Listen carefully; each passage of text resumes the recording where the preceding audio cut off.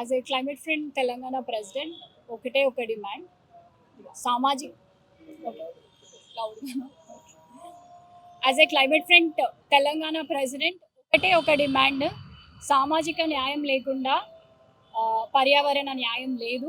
There is no social justice, there is no environmental justice without social justice. And మాది ఒకటే ఒక demand, save Musi and people of Musi are be ready for the revolt.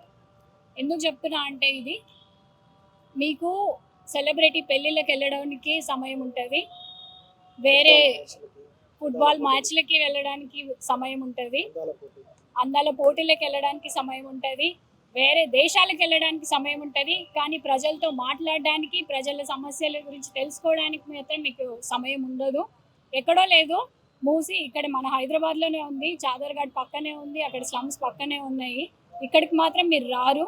ఇది మేము దామగుండం టైంలో అడిగినాం, HCU టైంలో అడిగినాం, రండి మాతో మాట్లాడండి అని అడిగినాం. మీరు ఎప్పుడూ రాలేదు, ఎప్పుడు మా మాట పట్టించుకోలేదు, ప్రజల మాట పట్టించుకోవట్లేదు. ప్రజలని నిస్సహాయితులుగా చూస్తున్నారు. వాళ్ళ నిస్సహాయత కాదు, చాలా ఓపికగా ఉంటున్నారు. కానీ ఒక్కసారి ఆ ఓపిక పోయిందని అంటే ఖచ్చితంగా వాళ్ళు రివాల్ట్ అవుతారు. ఇంకో విషయం గట్టిగా చెప్పాలనుకుంటున్నా, ప్రజలు లేకుండా దేశం లేదు, దేశం లేకుండా మీ పవర్ లేదు. ఎప్పటికైనా సరే కార్పొరేట్లు కానీ లేకపోతే సెలబ్రిటీస్ కానీ మీతో ఉండరు, ప్రజలే మీతో ఉండాలి. మీరు పవర్లో ఉండాలి అని అంటే ప్రజలు ఉండాలి, ప్రజల హక్కులని కాపాడాలి. So I only demand save Musi and people of Musi are be ready for the revolt. Thank you. Gandhi పేరుతో ఈ దందా చేస్తుంటే గాంధీ మనవడే అడ్డుకుంటున్నాడు. గాంధీ చేతిలో కర్ర ఉంది కదా, 4 కోట్ల మంది ప్రజలు కర్ర పట్టుకొని గాంధీ గుత్పల సంఘం పెడతాం బిడ్డ, గుర్తుపెట్టుకోండి. గాంధీ పేరుతో ఈ దందా బంద్ చేయండి.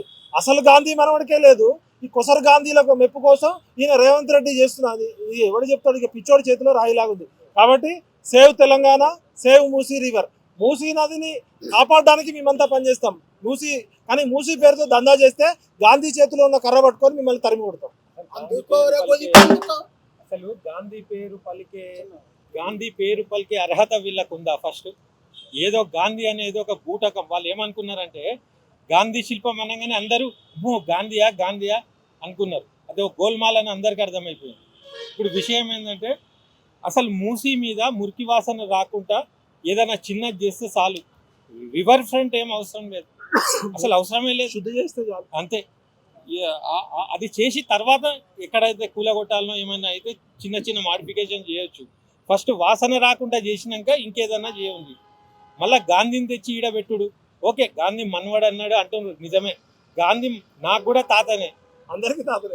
మేము మనవళ్ళం అందరం, దేశంలో ఉన్న మనవళ్ళం అందరం వద్దంటున్నాం. 150 కోట్ల గాంధీ మనవళ్ళు వద్దంటారు. వీళ్ళ కుట్ర ఏంటంటే గాంధీ అనేది వాడుతుండ్రు, కాంగ్రెస్ అనేది వాడుతుండ్రు, సోనియా గాంధీ అనేది వాడుతుండ్రు.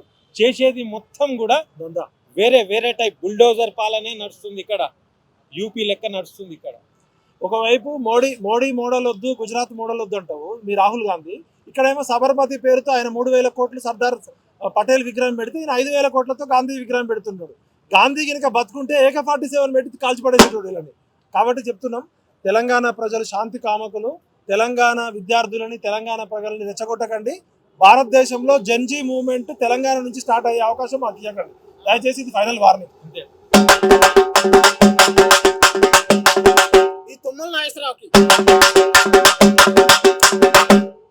ఇది పొంగలేటి సీనికి, ఇది లాస్ట్ కి మా జిల్లే, మా మండలమే, మట్టి విక్రమరకి. సిగ్గుసేటు మా ఊర్లోనే ప్రెసిడెంట్ TRS గెలిచింది. చెప్పుకోవడానికి డిప్యూటీ సీఎం అంటే మా ఊరే. నేను అక్కడ ఓటు కూడా ఉంది, ఓటు కూడా వేసినాం. మొన్న మైపాల్ యాదవ్ అన్న నేను ఎర్రటంలో తిరిగినాం. ఈ మూసీ నది గురించి 3 నెలలు పాదయాత్ర చేసినాం. పాదయాత్ర చేసినప్పుడు మల్లు బట్టి ఇక్కడ వాళ్ళ బ్రదర్ వచ్చిండు, మల్లు రవి గారు వచ్చిండు అక్కడికి, అంతా చూసిండు. చూసి కూడా సిగ్గు శరం ఏమైనా ఉందండి?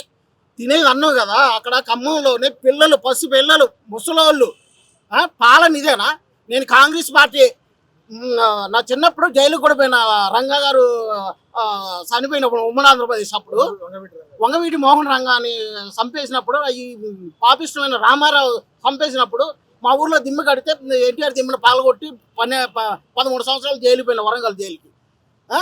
ఇదేనా కాంగ్రెస్ జెండా పట్టుకొని మేమంతా తిరిగినాం, డప్పులు కొట్టుకొని తిరిగినాం, తెలిసి తెలియదు ఈ పాలన బాగుంటుందని కేసీఆర్ సాగు డప్పు కొట్టిన అంతా అన్ని మన తెలంగాణ జిల్లాలన్నీ తిరిగి. ఇంకొన్ని డప్పు కొట్టు ఇప్పుడు రేవంత్ రెడ్డికి బట్టే విక్రమార్కి పొంగులేటి సీనికి తొమ్మల గడిగే సిగ్గా లేదు అసలు.